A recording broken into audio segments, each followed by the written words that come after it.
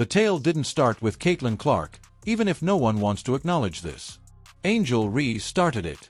Angel Reese was the loudest person in the room before the season had settled, before sales charts appeared, and before stats mattered.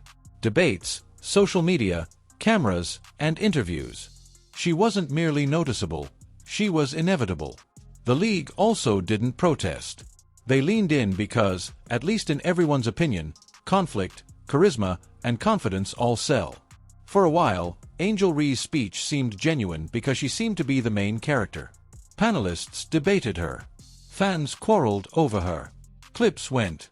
She was viewed by the league's media apparatus as evidence that attention had finally reached her. However, behind the scenes, the statistic that mattered was not attention. It was money. Furthermore, money is indifferent to the loudest speaker. Who keeps people around matters. Caitlin Clark subtly entered the picture at that point. She wasn't initially expected to make any changes. Just another newcomer, another gifted player, another name on an expanding roster. Executives believed the season would be discussed internally.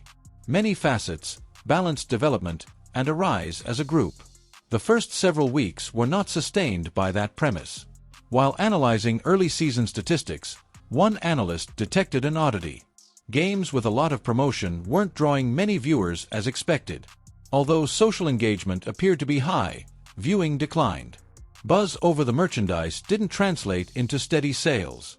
That changed, however, when Caitlin Clark showed up. People stayed, not simply clicked. Executives warned themselves against going overboard. Popularity in college declines. Curiosity wanes. Usually, it goes like this.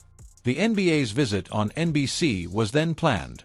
The purpose was never to be a test. It was presented as a crossover, a moment, and a welcoming, safe way to reach a larger audience.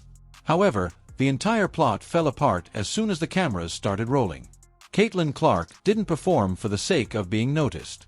She wasn't overly dramatic. She didn't hold herself up. Like someone who belonged there, she examined the game. Millions of people watched not slowly. Immediately.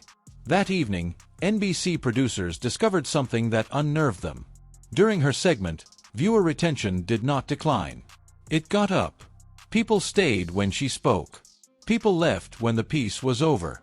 That trend was consistent across platforms. Spotlight that comes with an NBA national broadcast. So he loved every bit of what Caitlin Clark did and what she brought to the broadcast. Now this is where he started talking a little bit about included in clips that went beyond basketball circles and moved more quickly and continuously. At that moment, someone within the building uttered the words that no one wanted to hear again. The attraction is her. The building did not retain those words. They took a trip. Panic ensued when they arrived to league offices. Because those NBC night statistics weren't just good, they were damaging. In a single evening, projections that had taken months to construct were destroyed. Advertisers took note. Media partners took notice. Owners took note. Several accounts claim that one owner asked for a side-by-side comparison. Prior to and following NBC. The was violent, the contrast wasn't subtle. Numbers of viewers increased.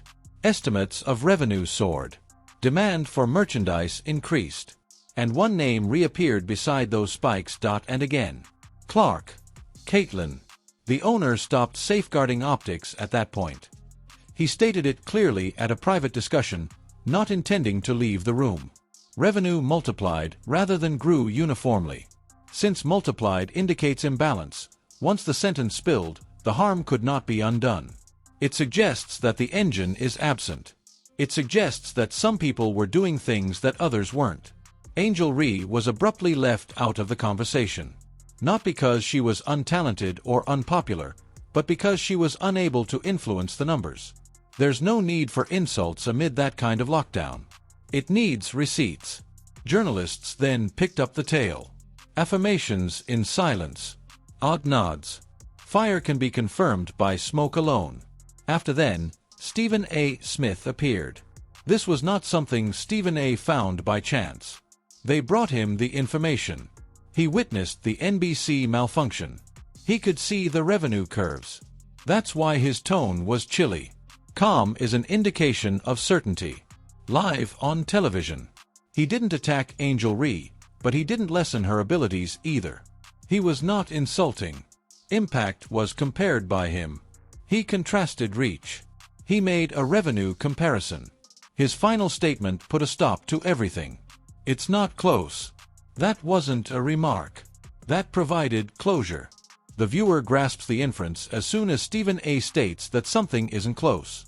Angel Reese fell silent, and silence like this is heartbreaking. However, Patrick Bet-David saw something different entirely, so the story didn't end there. In which Stephen A. presented it as a corporate failure rather than a sports reality. He posed the query that no league has ever posed in public. Before she ever came along. What will happen to the money if she departs tomorrow? He provided his own response. Everything falls apart if Caitlin Clark departs.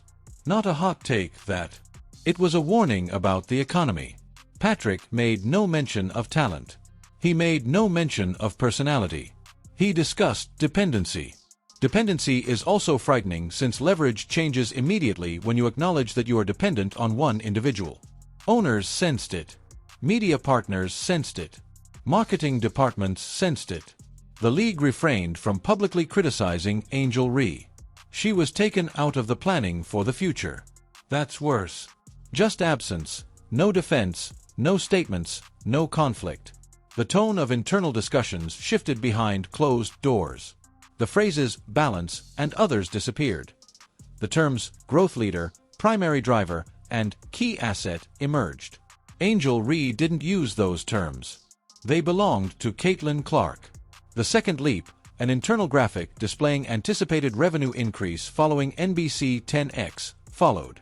Silently at first, then loudly, that number was in circulation. Since disputes thrive on ambiguity, it stopped when supporters saw it. Uncertainty is eliminated with numbers. Angel Reese's prior self-assurance suddenly seems vulnerable. Not because she talked too soon, but rather because she said something wrong. She was not protected by the system she trusted. The league, coaches, like this has been an issue.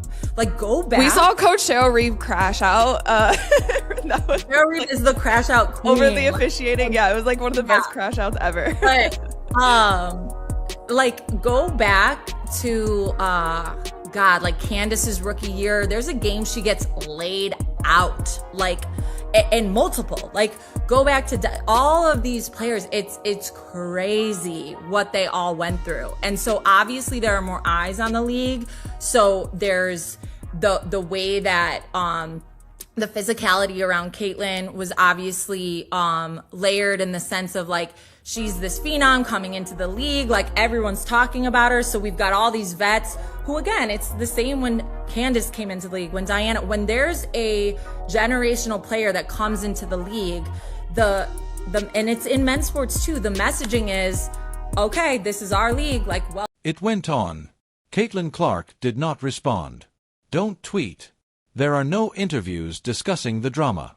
No reaction to Patrick Bet-David. No acknowledgement of Stephen A. She maintained her modesty. She discussed basketball and how her humility, when supported by results, made it impossible to ignore the collapse that was happening all around her. Owners started to acknowledge something horrible. She is essential to us. Want is not the same as need. Want can be replaced. Leverage is necessary. It was that admission that changed everything. Angel Reese did not get cut. She received no criticism. She was not demoted. She was just no longer necessary. Being non-essential is also the silent end in professional sports. By the month's end, the league's public statements had changed completely. Attention changed. The comparisons stopped. Talk about balance perished. The system had made a decision. This was not retaliation. It wasn't hate. Exposure was what this was. Who truly attracts attention when no one is trying to attract? It was exposed on one NBC night. To make a point, Caitlin Clark didn't break any records. She broke them by being prepared when the time came. Angel Reese was successful.